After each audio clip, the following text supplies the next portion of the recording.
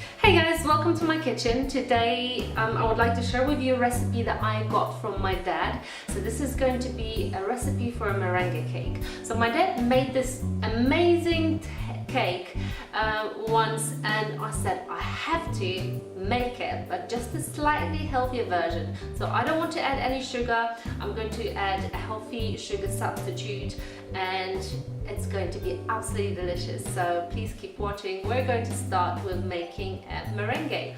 So guys, we're going to start with separating yolk from the white, because we're only going to need egg whites.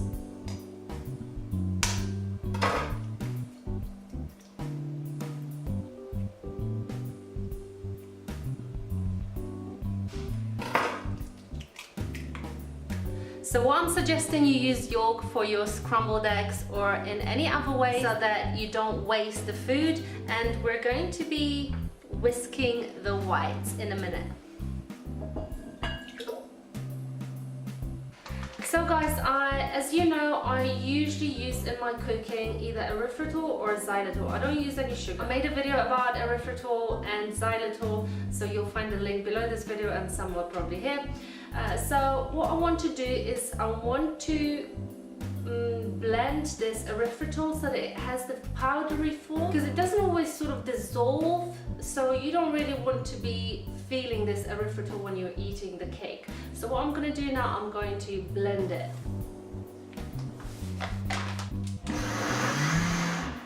So the next step is to whisk the whites with adding 1 teaspoon of tapioca, and slowly I'm going to be adding the erythritol.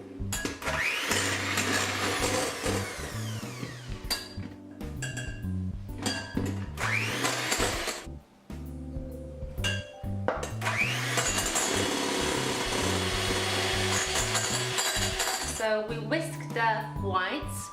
So guys, now I'm going to add some nuts to the whisked whites.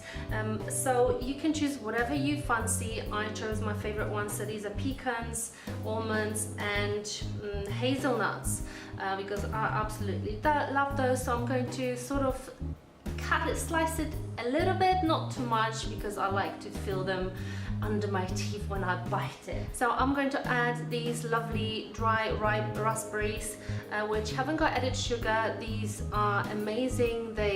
I'm going to be making the strawberry cream, so I thought that these raspberries would be really nice sort of with this cake. So they have no added sugar.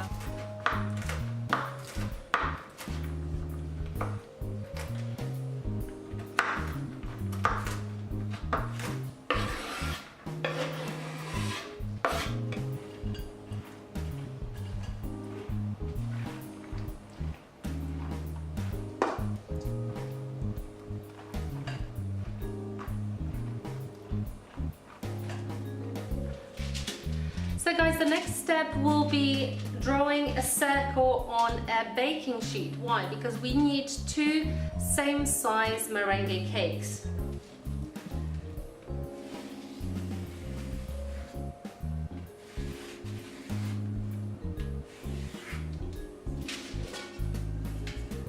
So now the next step would be to put our egg whites with the fruit and nut on 2 baking sheets.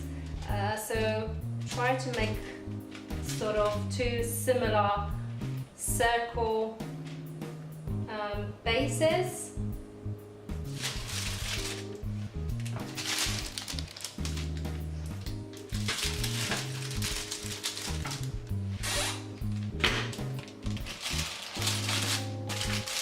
So the next step will be blending the strawberries for the cream. Now I'm gonna separate the liquid from the strawberries, because we don't want this to be too watery.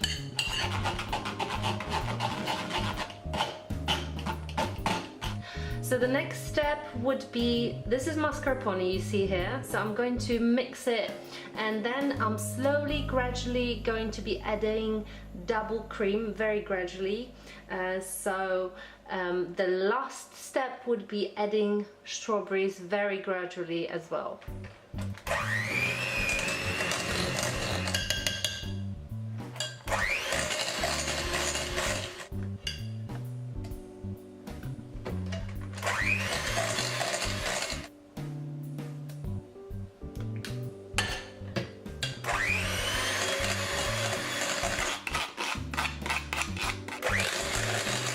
So guys, I just wanted to show you what happened. So remember that if you want to detach the paper from the meringue, do it when it's still a little bit warm, because it's gonna come off easily. As you can see, I left it a little bit for too long, so it broke, but that's okay, because this is going to be my bottom one part. Then I'm gonna put some cream on it, and then the other one on top of that.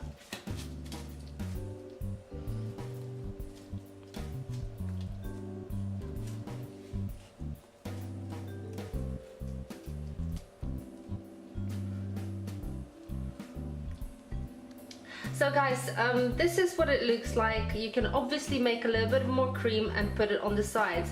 I covered the sides the last time. This time I decided I'm going to leave it open because it looks quite nice as well. So I just put the cream inside, in between the layers and on top of it. So I haven't got any strawberries left, but obviously you can improvise here. So I'm going to decorate them with these raspberries, and I've got loads of blueberries at home like this. So this is what my decoration is going to be. I'm still working on my decorating skills because they're not as great as I would want them to be, so we'll see. I'm just going to improvise, and you can put any sort of fruits that you fancy on top of it.